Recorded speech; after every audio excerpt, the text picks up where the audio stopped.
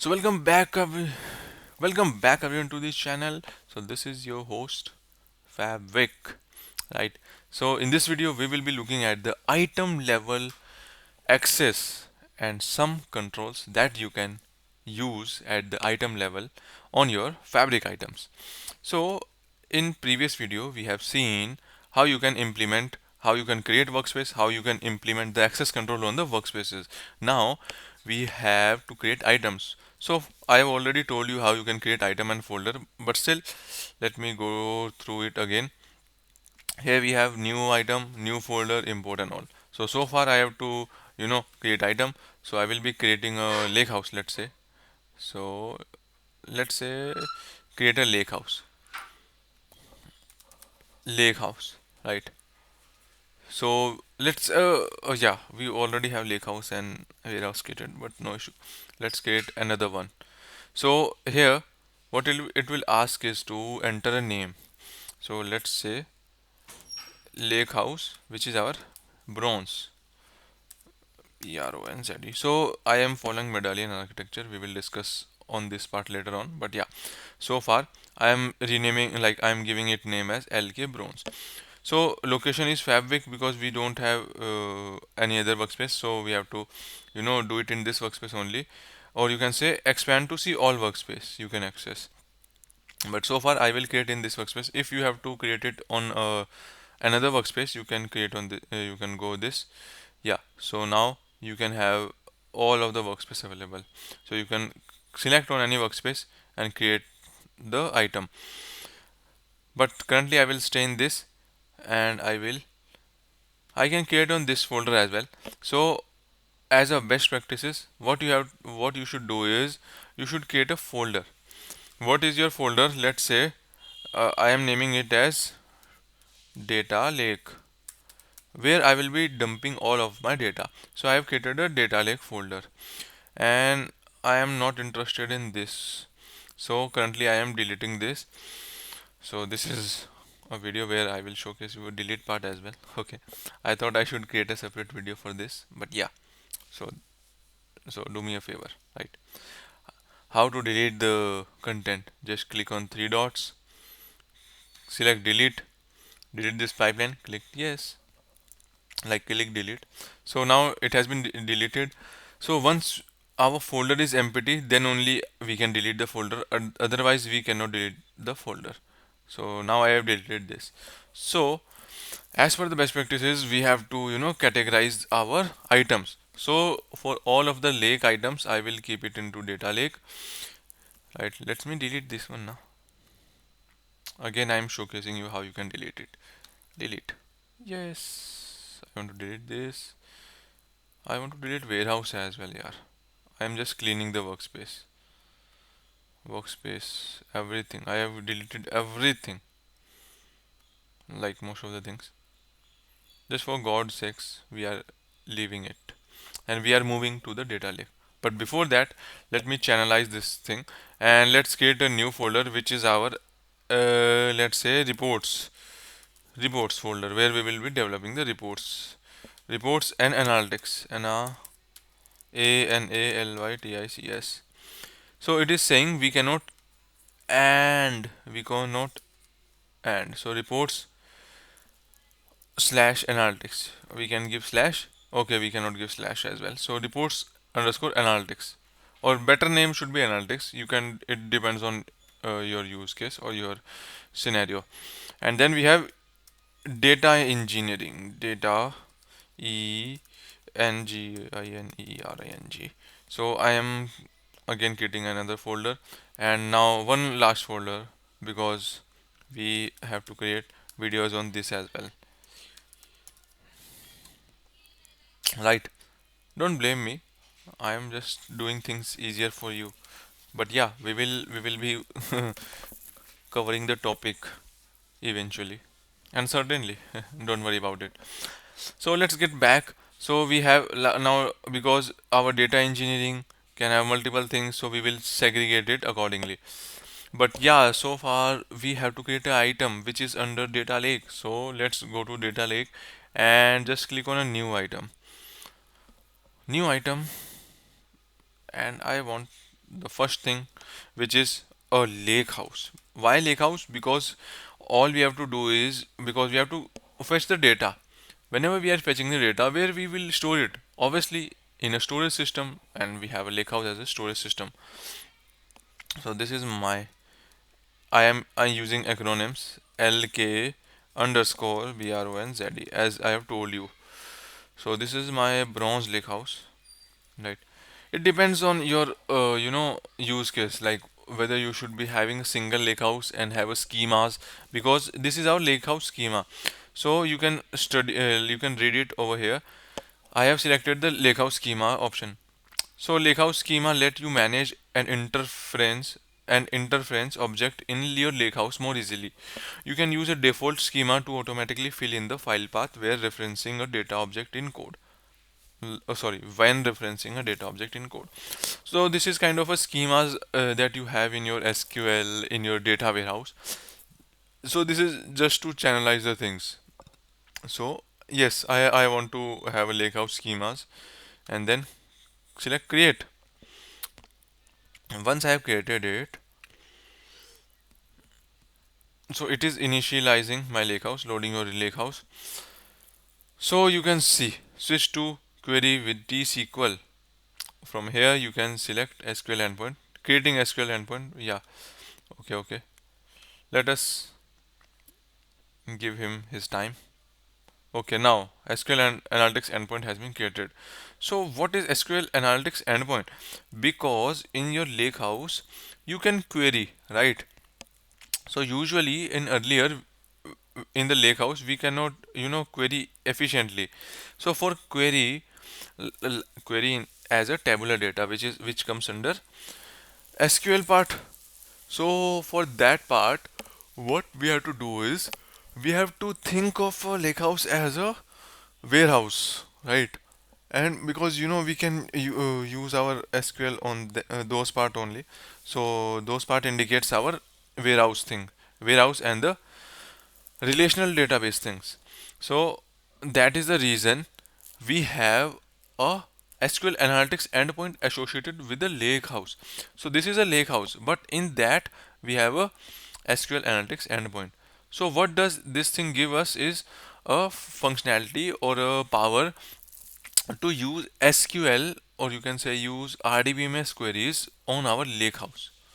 As we have schemas enabled for this thing, so it supports SQL Analytics endpoint as well, like vice versa, right?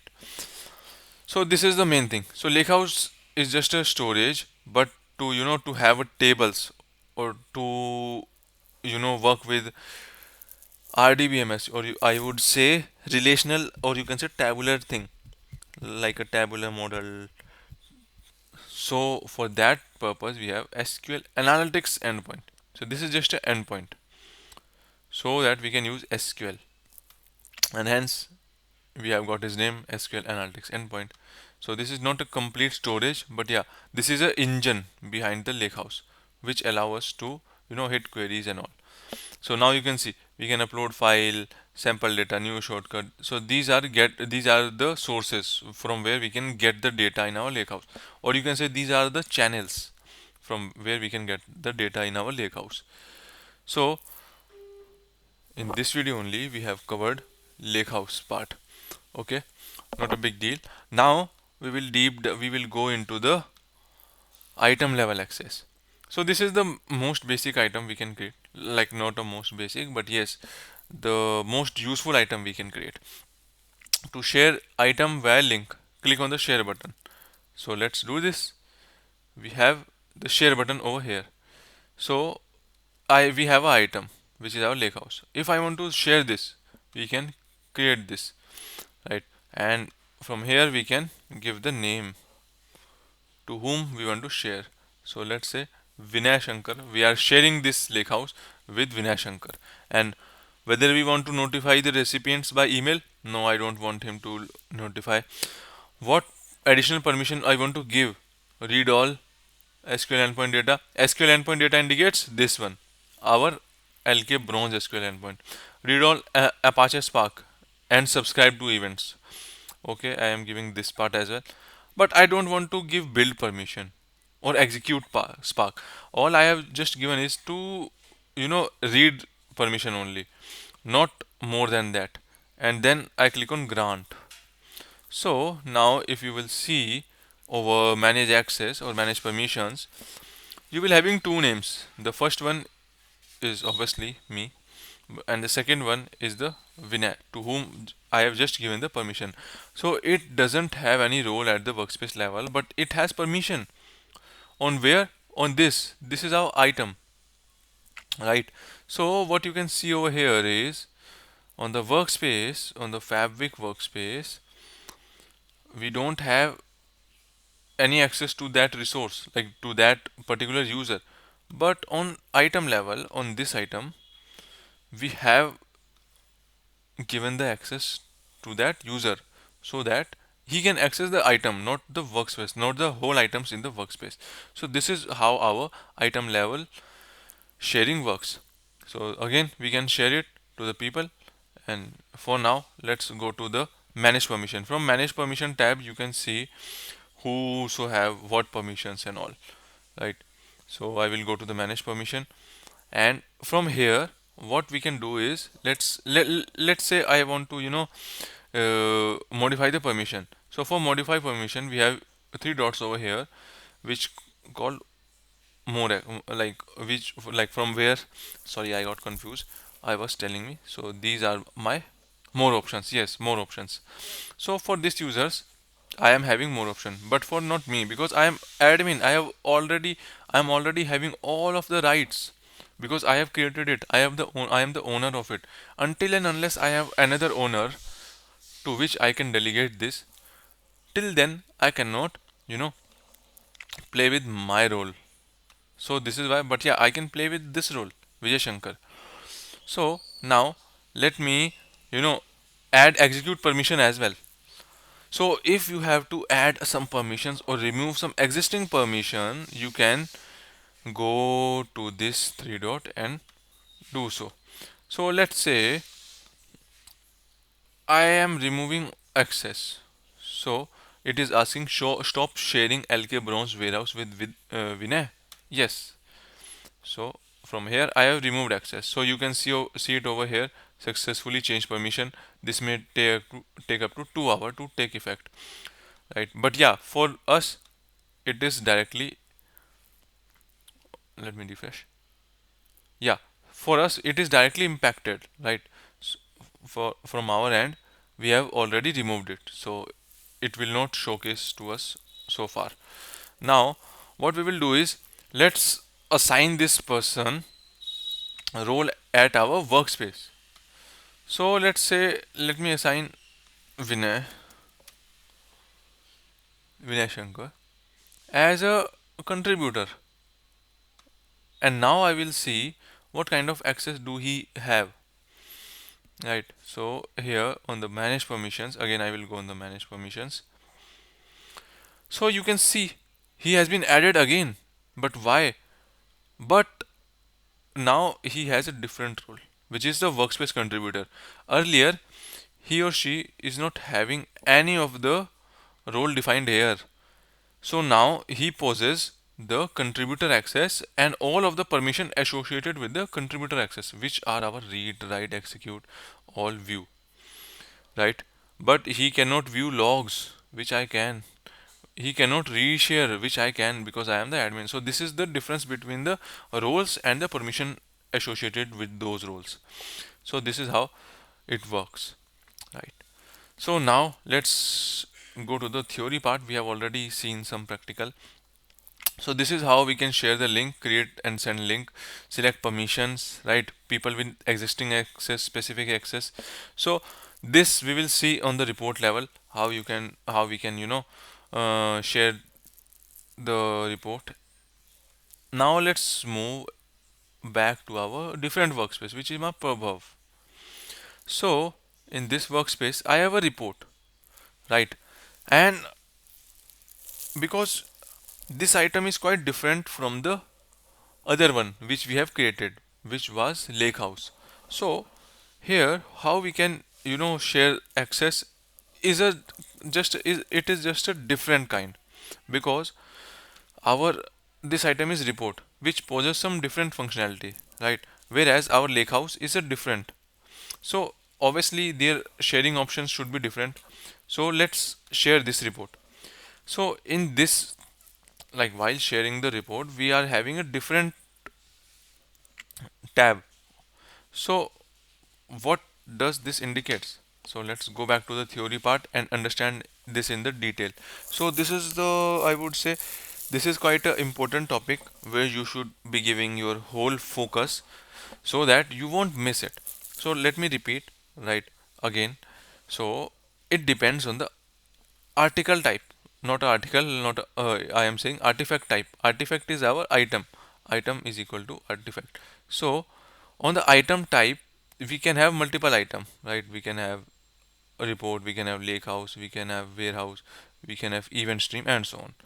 So for report, I will be having different kind of access and different kind of permissions, or you can say modules associated with it, and so on. And then we have lakehouse. Again, lakehouse will have different access like read, execute all, because we can perform execute operation in lakehouse only. So this is why this will have execute. But in report we will have read and build permission. Build permission will also be there in lakehouse, but yeah, execute permission will not be there. In report we will be having refresh permission. Let's say I am allowing this person to refresh my report, right? So this is what it differentiate items from others, right? So because items are different, so their permissions or roles will be different. So that is the reason we are looking at a different kind of pop-up appeared in front of us. So for report we can share a link. So now how we want to share, whether it is like people in our organization. So this will link will, this link will give access to all of the people or the users or the employers, whatever you can call them. So this will allow recipient to share report. So these are the settings, what kind of settings I can give while sharing the report. So currently I do not allow recipient to share the report, so there is no setting enabled. All I want to give is the link. So what we are sending the link to the people in the organization. So once I will click on apply. See, apply, because it will be activated for all of the employees. So I do not need, like I don't have need to enter like employee names manually. All I can do is just simply click on link. So people in your organization with this link can view. So whosoever will have this link will be able to view that report, right? And let's say I am sharing this now with specific access, like people with existing access. How we can manage this? So this is a setting under the semantic model. We will show that in a broader way in our few, like next coming videos. But yeah, so far we have specific people. Specific people indicates people to whom we will give access. So once we will click on specific people, you can see these options has been faded now. And now we have to, enter the name. Once I enter the name, then only option will be available, because this link is just for specific people, which to whom I am mentioning here. So this is how it works, right? So this was all about our specific people, people with existing access, people in an organization. So and you all as you know, we have already seen these things, advanced to create, manage, and all these things. So that part we will look into the next video. But yeah, so far we have covered it a lot. So that's all for today's video, guys. We'll see you in next video. Till then, see you, bye bye, and take care.